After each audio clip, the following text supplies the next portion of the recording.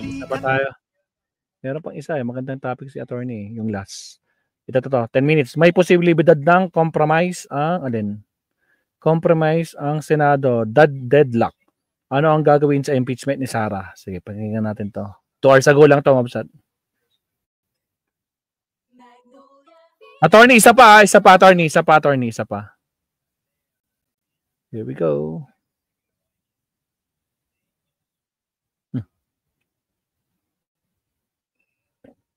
Parang mahina yung sounds, ha? Ba't parang... Sige, lakasan natin.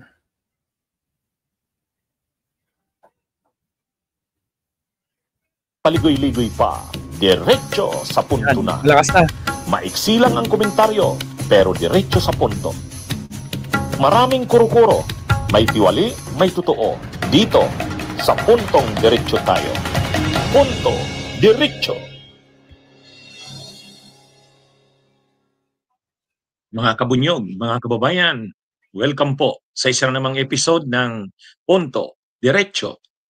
Mga kabunyog, may posible na tayong nakikitang compromise ng Senado sa kasalukuyang deadlock nito kung ano nang gagawin sa impeachment ni Sara.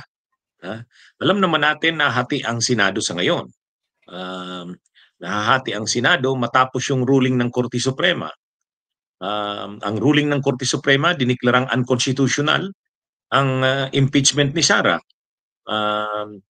May mga senador tulad ni na Jingo Estrada, siyempre yung grupo ng Duterte Black, sila Bato de la Rosa, siyempre naghahayag sila na sundin ang ruling ng Korte Suprema. Sama din dyan ng mga openly naghayag na sila Subiri, ang sabi pa nga ni Subiri, para na tayo niyang mga unggoy kung hindi natin susundin ang ruling ng Korte Suprema.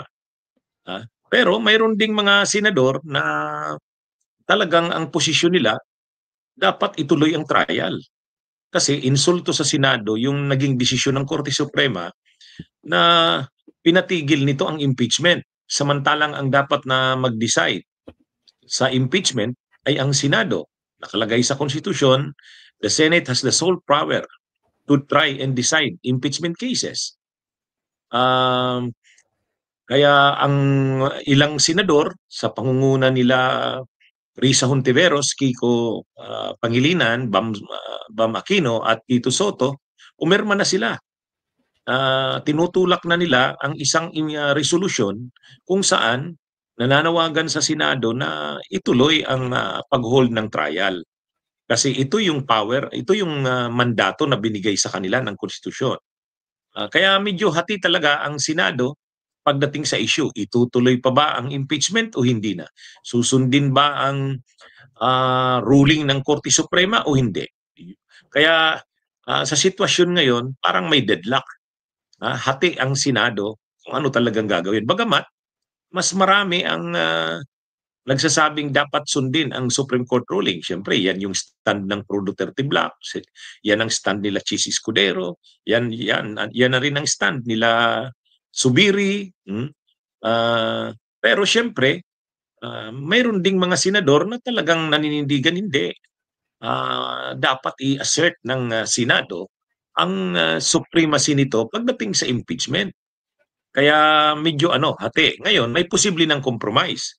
Sa tingin ko, pwedeng ito ang pag-usapan ng Senado. May comment kasi si Senadora Loren Legarda. Sabi ni Senadora Loren Legarda, premature pang mag-decide ang Senado kung i-dismiss na o ibabasura na ang impeachment.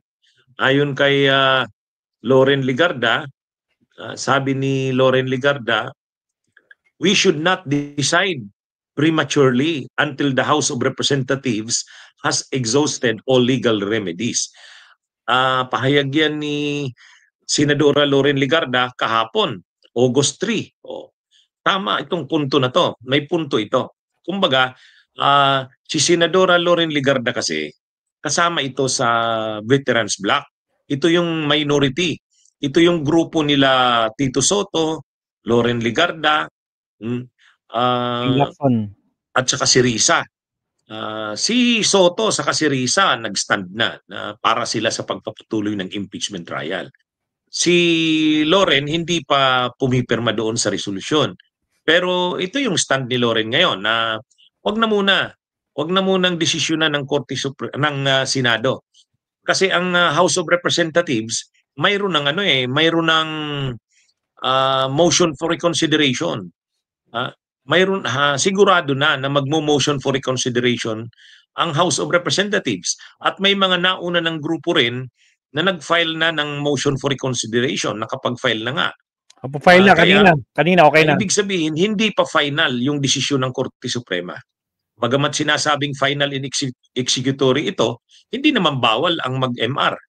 Kasi sa due process, pwede ka pa namang humiling ng reconsideration. Hindi naman bawal yon. Kaya, posibleng i-adapt ng Senado itong ganitong posisyon ni Loren Legarda. Kasi parang lumalabas ito yung compromise eh. Yung isa kasing grupo, i-dismiss na. Tapusin na yan impeachment. Sundin na yung ruling ng Korte Suprema. Yung isang grupo naman, ituloy ang impeachment. Sundin ang mandato, i-assert ang mandato sa konstitusyon ng Senado. Kaya nahahati. Pero itong sinabi ni Loren Legarda, parang ito ang lalabas na compromise. Ito ang compromise solution. Huwag na muna nating pagdesisyonan yan kasi dapat magdidesisyon sila sa August 6. Huwag na muna nating pagdesisyonan yan. Hintayin muna natin maging final talaga. Yung talagang final na. Ang final na talaga niyan pag na-resolve na yung motion for reconsideration. Malay mo nga naman, i-reconsider ng Korte Suprema yung naunang desisyon nito kasi malakas talaga ang public opinion against dun sa desisyon nila eh. Baka i-reconsider ng Korte Suprema or posibleng i-reconsider.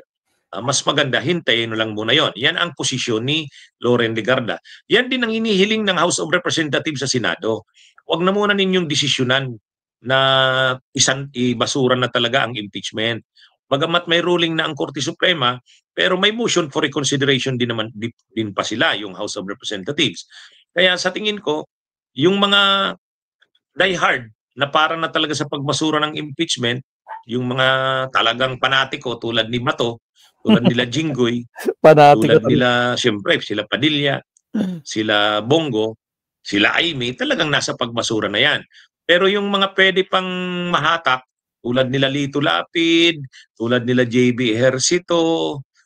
Hi everyone, Oops, narangan tayo. Here, your Casino Plus ambassador. Sa mga wala po pong nagagawa dyan, Mabsat, baka naman nakalimutan nyo mag-like. Like po tayo, Mabsat. Tuloy. Yung magkapatid na Tulfo, si Erwin Tulfo nga pala, para sa continuation ng trial. Pero yan, mahahatak yan si Rafi Tulfo dito sa posisyon na yan. Yung magkapatid na Bilyar, dahil medyo sumusurinder na ngayon sa Marcos, pwedeng madala rin dyan sa posisyon na yan. So, posible pa na sa August 6, na naka-schedule na pagdidesisyonan kung ibabasura na nga ba ng Senado ang impeachment o magpuproceed sa trial, posibleng ito yung maging compromise diyan. Kung ito talaga yung itulak ni Loren Legarda, pwedeng ito yung i-adapt ng majority. Sa tingin ko, sasang-ayon din yan sila Risa Hontiveros, Kiko Pangilinan, Bam Aquino at Tito Soto. Okay na sa kanila yung posisyon na yan kaysa sa ibasura na ng kaagad ng Senado sa August 6 yung impeachment. Kaya nga, para masuportahan din ang stand nila Kiko, nila Bam, Risa at Tito Soto, at kung talagang hindi kakayanin yun, kahit itong parang compromise solution na stand ni Loren Legarda, at least ito man lang yung i-adapt ng Senado kaysa sa ahasa nilang ibasura sa August 6 ang impeachment. Kaya kailangan talaga pa rin ng suporta ng taong bayan sa August 6. Kaya nananawagan ulit tayo, balik Senado para ang Senado maipakita sa kanila na hindi nila dapat patayin ang impeachment. Yung stand ni Loren Legarda, pwedeng yun ang maging compromise at pakinggan din nila yung hiling ng Kamara na wag munang mag-decide ang Korte Suprema na ang Senado hanggat hindi pa napa-final talaga, yung final na talaga. after ng pag-resolve sa motion for reconsideration na final nila. Ito mga kabunyog, mga kabayan, ng update diyan sa ano na yan, sa impeachment. Hintayin natin August 6, August 4 na ngayon, dalawang araw na lang. Hintayin natin ang magiging desisyon ng Senado at sana nandun ulit tayo sa Senado para iparating ang tinig ng sambayanang Pilipino. Ito po ang ating Punto Diretso. Alright, salamat Attorney Enzo. Bunyog, bunyog, halikan na. So, tingnan natin, Mabsat, no? August 6, that is 3 days from, 2 days from now pala. Kasi August 4 ngayon, Mabsat, no? So, dalawang araw na lang. So, Pero actually, merong statement dyan si Kwan, no? May statement dyan sila Joel, sila Kwan, lalo na si Jinggoy. May statement talaga dyan sa gusto nilang mangyari. So, busy tayo. Pakita natin, ha? Wait lang. Mabsat, wait.